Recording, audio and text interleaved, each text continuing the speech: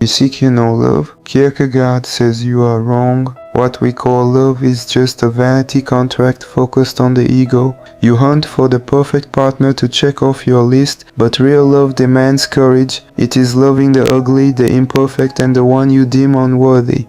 If you run from this, your love is a hoax. Time to face the truth and unlearn love. What most call love is physical attraction, neediness, and cheap fantasy. You don't love, you desire and admire. Confusing this is an illusion that exacts a bitter price, as it's a mere exchange based on personal gratification. You only love those who pass your criteria, revealing a focus on your own ego. It's time to be honest about your intentions. Loving the beautiful, the smart, the charismatic. That's not love, it's pure biology. True love requires you to look at the ugly, uncomfortable, even repulsive side of humanity and choose not to turn away. It's embracing the undesirable, which most avoid, preferring to drown in romantic comedies. Love must be measured by what it includes, not what it excludes. The test is simple. Can you love the annoying colleague or the irritating neighbor? Loving is seeing the broken human behind the mistake,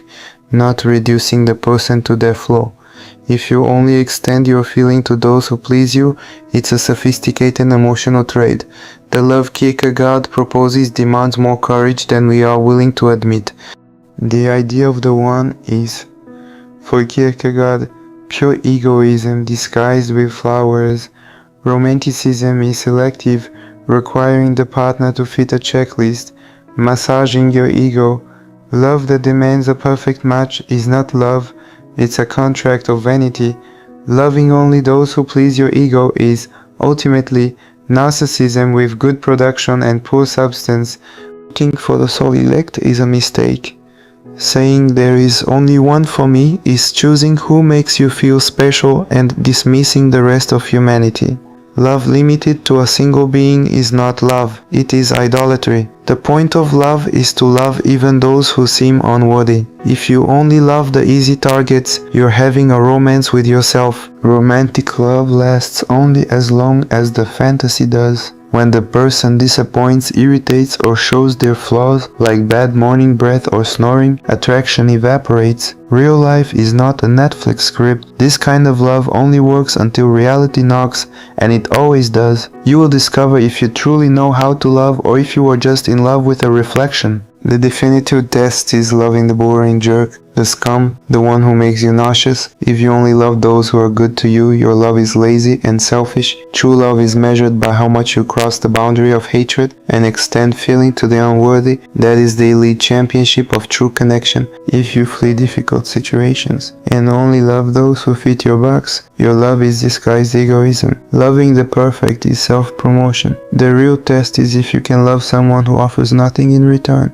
Kierkegaard's love does not excuse the mistake, but fiercely refuses to reduce the person to it. We are obsessed with justice. They must pay. But Kierkegaard says this fixation turns society into hell. If we truly received only what we deserved, life would be unlivable. Our belief that we can be perfect judges results in intolerance and the cruelty of the online lynching mob. Instead of seeking what the other deserves, the goal is to give what they need. Love is granting mercy when justice screams punishment. You demand justice for others and compassion for yourself, which exposes hypocrisy. Mercy is subversive because it breaks the infinite cycle of retaliation.